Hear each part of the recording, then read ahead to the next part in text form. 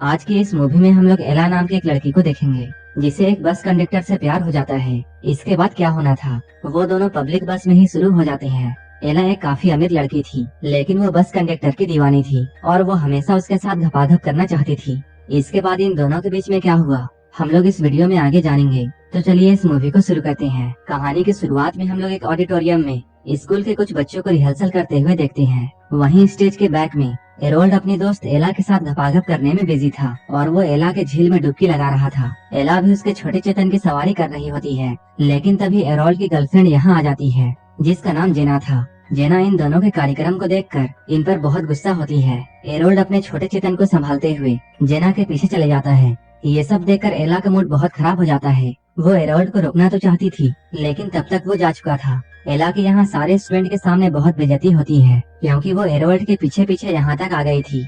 ये तो था एला का स्कूल लाइफ। अब एला काफी आगे बढ़ चुकी है। वो अब एक सक्सेसफुल वेडिंग प्लानर है। साथ ही साथ वो अपनी बहन के साथ एक रेस्टोरेंट भी रन करती है। एला अब काफी सक्सेसफुल थी, लेकिन अभी भी उसके लाइफ में प्यार की कमी थी। इसके बाद एला रॉबर्ट नाम के एक वर्कर को सेड्यूस करके रात में उसके साथ गेम खेलती है, लेकिन ऐसा करके एला को मजा नहीं आता है, क्योंकि रॉबर्ट अपने हिसाब से वो सब कर रहा था। जब इनका कार्यक्रम खत्म होता है, तब एला दुखी मन से ये सारी बातें अपनी बहन को बताती है। तब उसकी बहन, जिसका नाम मीसा है, वो उसे अपने टाइप के लड़के सिलेक्ट करने के लिए कहती है। एला को जब संतुष्टि नहीं मिलती है, तब वो कुछ खिलौनों का इस्तेमाल करती है, जिसकी वजह से उसकी नींद काफी देर से खुलती है। और अब ऑफिस जाने में उसे काफी देर हो चुका है और उसे अभी कोई कैब भी नहीं मिल रही थी। इसके बाद मजबूरी में उसे बस में चढ़ना पड़ा। इस बस में काफी भीड़ होती है, लेकिन एला जब यहाँ चढ़ती है, तब वो बस के कंडक्टर रोको से मिलती है। रोको को देखकर एला उसके तरफ अट्रैक्ट होने लगती है। जब रोको उसे टिकट देने के लिए उसके पास आता है, तब बस में इतनी भीड़ थी कि वो भीड़ इन दोनों को धक्का देकर बहुत पास कर देती है। अब एला रोको को स्मेल कर सकती थी और वो उसकी खुशबू पाकर उसकी तरफ और भी अट्रैक्ट होने लगती है। इसके बाद क्या होना था, एला ने टिकट लेकर अपने तरबूज को रोको की तरफ सटा दिया।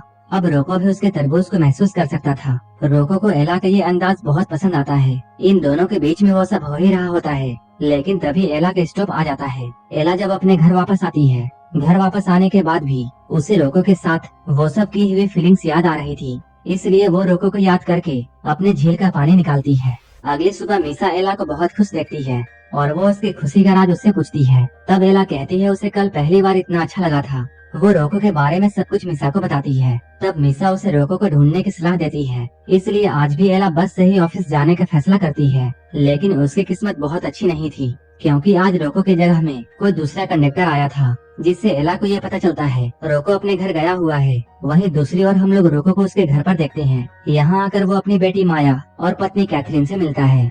रोको और कैथरीन घर से बाहर रहते हैं और इन दोनों की बेटी होने के बाद भी इन दोनों ने अब तक शादी नहीं की है।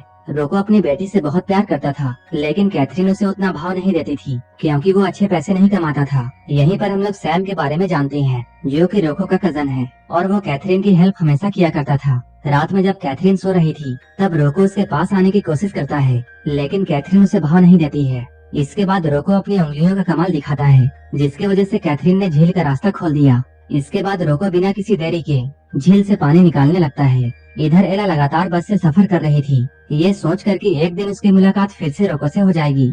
सफर करते हुए उसे एक दिन रोको मिल जाता है। जैसे ही एला को मौका मिलता है, वो रोको के चाकू को अपने तरबूजों के बीच में रखती है और उसे टेस्ट करने लगती है। अब धीरे धीरे उसका भी मूड बन चुका था। इसके बाद वो अपनी उंगलियों को एला के झील में डालकर अपना काम शुरू कर देता है। अपने इस सफर को खत्म करने के बाद जब रोको बस स्टैंड में आता है, तब वो अपने मालिक से कुछ पैसे एडवांस में मांगता है, लेकिन उसका बॉस उसे पैसे देने से मना कर देता है। घर आने के बाद रोको और कैथरीन की लड़ाई होती है। इसके बाद रोको अपने काम के लिए शहर आता है। जब सारे बस ड्राइवर एक जगह जमा होकर पत्ते खेल रहे थे, तभी एला रोको से मिलने के लिए यहाँ आती है। वो इस वक्त बहुत ही सुंदर रेड ड्रेस पहनी हुई थी। वो रोको को अपने पास बुलाती है। इसके बाद रोको उसे लेकर दो बसों के बीच में जाता है। ये दोनों यहाँ पर बातें करते हैं, लेकिन जब इन दोनों से कंट्रोल नहीं होता है, तब ये लोग यहीं पर शुरू हो जाते हैं। तभी इन दोनों को किसी की आहट सुनाई देती है, इसलिए वो लोग बस के अंदर चले जाते हैं। इसके बाद रोको बस के अंदर जाकर गाड़ी को 5वें गियर में लगाकर एला की सवारी करता है। वो एला को यहाँ पर कई बार मंजिल तक पहुँचाता है। सुबह में ब्रेकफास्ट बनाते हुए एला अपनी सारी स्टोरी मीसा को बताती है। एला को बहुत खुश देखकर मीसा उसे रोको के साथ रिलेशनशिप में आने के लिए कहती है। एला भी अब यही चाहती थी, इसलिए वो रोको के साथ एक रेस्टोरेंट में मिलने के लिए जाती है। यहाँ रोको एला को सब कुछ सच बताता है। वो कहता है वो अपनी गर्लफ्रेंड के साथ लिव इन में रहता है और उन दोनों की एक 8 साल की बेटी भी है। ये सुनकर एला काफी शॉक थी। रोको अब ये सब खत्म करना चाहता था, इसलिए वो इन सभी रिलेशन को तोड़कर यहाँ से जाने लगता है। लेकिन एला उसका पीछा करती है और एक खाली सड़क में कोने में जाकर उसके साथ चिपक जाती है। रोको भी अपने छोटे चेतन के लिए जगह बनाता है और वो एला की झील में एक बार फिर से डुबकी लगाता है। रोको के इस परफॉर्मेंस के बाद एला बहुत खुश थी, इसलिए रोको अब एला के साथ उसके घर पर शिफ्ट हो जाता है। एला जब ऑफिस से घर आती है तब रोको उसके लिए चिकन सूप बनाकर रखता है और वो अपने हाथों से उसे खिलाता है। खाना खाने के बाद रोको अपने जबान का इस्तेमाल करते हुए एला को सेड्यूस करता है। कुछ देर के बाद ये लोग लॉन्ग ड्राइव पर जाते हैं। बीच रास्ते में ही एला का मूड बन जाता है। इसके बाद उसने रोको की उंगलियों को पकड़कर अपने झील में डुबकी लगवा दिया। कुछ देर के बाद ये लोग घर आते हैं। रोको यहाँ पर फिर से एला की सवारी करता है। एला अब रोको के साथ बहुत खुश थी, इसलिए वो रोको को एक महंगी घड़ी गिफ्ट करती है। इस गिफ्ट को देते हुए वो रोको से ये बोलती है वो हमेशा के लिए उसके साथ रह सकता है। अगर वो उसके साथ रहता है तब वो उसे पैसे भी देगी। लेकिन रोको यहाँ पैसे लेने से साफ साफ इनकार कर देता है। रोको की ये बात एला को बहुत पसंद आती है। अगली बार जब एला मीसा से मिलती है तब फिर से मीसा एला को ज्ञान देती है। वो कहती है तुम्हें धीरे धीरे रोको के दिल में जगह बनानी चाहिए। एला रात में रोको के वर्कशॉप में जाती है, जहाँ रोको अकेला ही काम कर रहा था। यहाँ वो रोको को ये बताती है उसे आज तक लाइफ में कभी भी एक अच्छा पार्टनर नहीं मिला है। सारे लोग उसे छोड़कर चले गए, जबकि उसने अपना सब कुछ उन्हें दिया था। ये सारी बातें सच थी, इसलिए एला ये सब कहते हुए थोड़ी इमोशनल हो जाती है। रोको उसे कंफर्ट करने के लिए उसके करीब जाता है। इसके बाद रोको अपना हंटर निकालकर फिर से कमाल करता है। हर बार की तरह इस बार भी एला बहुत खुश होती है। यहीं पर एला रोको के साथ दूसरे शहर घूमने का प्लान करती है।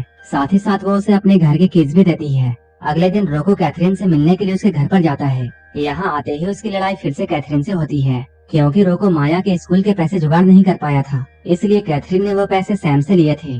कैथरीन रोको के पास पैसे नहीं होने का बहुत मजाक उड़ाती है। कैथरीन उसे ये भी बोलती है कि वो उसके साथ खुश नहीं है, वो उसके साथ सिर्फ मजबूरी में रह रही है। रोको का माइंड बहुत डिस्टर्ब था, इसलिए वो रिलैक्स करने के लिए एला के साथ बाहर जाना चाहता है। एला भी बस स्टैंड में उसका वेट कर रही थी। रोको भी यहाँ आ ही रहा होता है, लेकिन तभी उसके पास सैम का कॉल आता है। सैम उसे बताता है कैथरीन अचानक बेहोश हो गई है। अब रोको एला से मिलने का प्लान कैंसिल करके कैथरीन को देखने के लिए उसके पास जाता है। यहाँ आकर उसे ये बात पता चलती है कि कैथरीन प्रेग्नेंट है। ये सुनकर रोको बहुत शॉक होता है। वहीं दूसरी ओर रोको के नाम मिलने पर एला उसे ढूंढते हुए गैराज में जाती है। यहाँ आकर वो जानती है रोको दोबारा से बाप बनने वाला है। ये सुनकर एला का दिल फिर से टूट जाता है, क्योंकि रोको ने उसे ये बताया था कैथरीन और उसका रिश्ता अच्छा नहीं चल रहा है। अपने गम को भुलाने के लिए एला मीसा के साथ एक क्लब में जाती है। एला जब मीसा के साथ बैठी हुई थी तभी एक लड़का उसे घूरे जा रहा था। इसके बाद वो एला को अपने घर लेकर जाता है। एला भी उसके साथ जाने के लिए राजी हो जाती है। घर जाने के बाद शुरू के स्टेज में वो लड़का बहुत अच्छा करता है,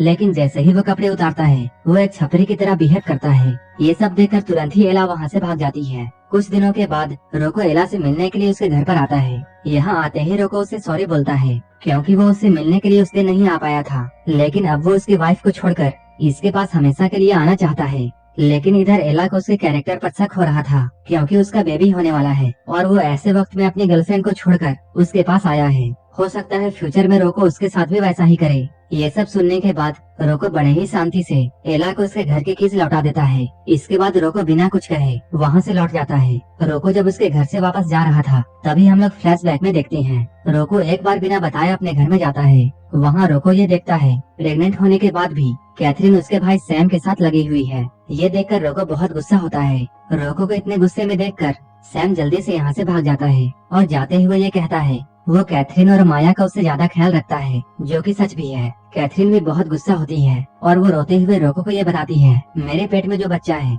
वो सैम का है और अब वो उससे नहीं बल्कि सैम से प्यार करती है। ये सुनकर रोको बहुत शॉक होता है और अब वो उन दोनों के खुशी के लिए अपने घर को छोड़कर एला के पास गया था, लेकिन एला ने भी उसे एक्सेप्ट नहीं किया। इसके बाद रोको अब अपनी लाइफ गैराज में ही बिताने लगता है। वहीं इधर एला का दिल टूटा था, इसलिए वो अब काफी चुप चुप सी रहती है। वो अब अपने काम में ओवर टाइम करती है ताकि वो अपने आप को बिजी रख सके और उससे रोको की याद न आए। मिसा जब एला की ये हालत देखती है तब वो उसे दूसरे लड़कों को डेट करने की सलाह देती है, लेकिन एला का भरोसा अब सारे लड़कों में से उठ चुका था क्योंकि स्कूल टाइम से लेकर अभी तक सबने उसका दिल तोड़ा है। अब इस बात को 4 महीने बीत चुके हैं। एक दिन एला की मुलाकात रॉबर्ट से होती है। वो जैसे ही एला के पास में जाता है वो उससे सबसे पहले सॉरी कहता है क्योंकि उसने उसके साथ उस टाइम गलत किया था और इस बात का रियलाइज उसे भी था। रॉबर्ट के साथ एला काफी टाइम गुजारती है, इसलिए अब उसे घर जाने में काफी देर हो चुकी है, जिसकी वजह से उसे बस पकड़ने के लिए बस स्टॉप में जाना पड़ा। यहाँ रोको उसका इंतजार कर रहा था क्योंकि एला ने अपना घर चेंज कर दिया था, जिसके बाद से रोको यहीं पर रोज उसका इंतजार किया करता था। रोको आज सब कुछ एला को बताता है कि उसके गर्लफ्रेंड ने उसके साथ क्या किया। उसके गर्लफ्रेंड और उसके कजन के बीच में अफेयर चल रहा था, इसलिए उसने सब कुछ एला के लिए छोड़ दिया और वो कई महीनों से एला का यहीं पर वेट कर रहा था। ये सारी बातें सुनने के बाद भी एला रोको को माफ नहीं करती है क्योंकि वो सोचती है रोको को ये सारी बात पहले ही उसे बता देनी चाहिए थी, तब शायद एला को इतना दुख नहीं सहना पड़ता जो कि वो 4 महीनों से सहती आ रही है। जिसके बाद वो उसे गुड बाय बोलकर यहाँ से जाने लगती है, लेकिन तभी एक बस यहाँ से गुजरती है, जिसके बाद ये लोग दौड़कर एक दूसरे के पास आते हैं और ये दोनों फिर से एक हो जाते हैं।